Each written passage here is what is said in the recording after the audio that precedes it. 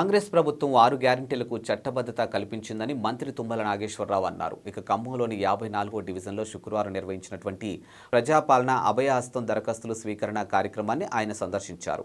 ఈ సందర్భంగా ఆయన మాట్లాడుతూ ప్రజల వద్దకే పాలన తీసుకుపోవాలనే ఉద్దేశంతో తమ ప్రభుత్వం ప్రజాపాలన కార్యక్రమాన్ని నిర్వహిస్తుందని అన్నారు.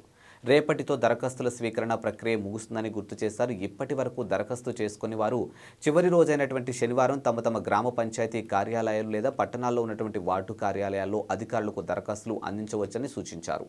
6 గ్యారెంటీల అమలుకు తమ ప్రభుత్వం కట్టుబడి ఉందని అన్నారు. ఇక ప్రభుత్వం ఏర్పడిన 2 రోజులకే మహిళలకు ఉచిత బస్సు సౌకర్యం కల్పించామని గుర్తు చేశారు. అలాగే రాజీవ్ ఆరోగ్యశ్రీ పరిమితిని 5 లక్షల నుంచి 10 లక్షలకు పెంచామని అన్నారు. ఇక మిగతా పథకాలు లబ్ధి కోసం ప్రజలు ఆందోళన చెందవద్దని, అర్హులైతే మీ ఇంటికే పథకాలు నడిచి వస్తాయని భరోసా ఇచ్చారు. ఈ సందర్భంగా తుమ్మల పలువురు దరఖాస్తుదారులతో ముచ్చటించారు. పూరా లోకల్ మీకోసం మా ఛానల్ మీ జిల్లాకు, మీ మండలానికి, మీ గ్రామానికి, మీ ప్రాంతానికి, మీ వీధికి, మీ ఇంటికి, మీ వద్దకి, ఎక్కడికైనా ఎప్పుడైనా మా పూరా లోకల్ ఛానల్ వస్తుంది.